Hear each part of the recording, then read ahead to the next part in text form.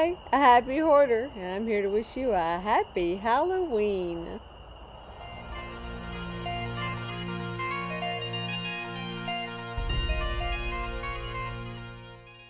We keep a table out on our carport next to our grill, and I set that table up really fancy for Halloween. Use some plastic plates that have spiderwebs on them and a silver charger and a very fancy lace shawl for my cover over my tablecloth. And I also made this incredible chandelier out of those skeletons that I have made into a table. If you saw that on the previous video, I set it up pretty early, and as it got darker, I realized I needed a little bit more light, and even the chandelier kind of got more advanced. You'll see that I have recycled a lot of the things that I've DIY'd or used in other videos throughout the month.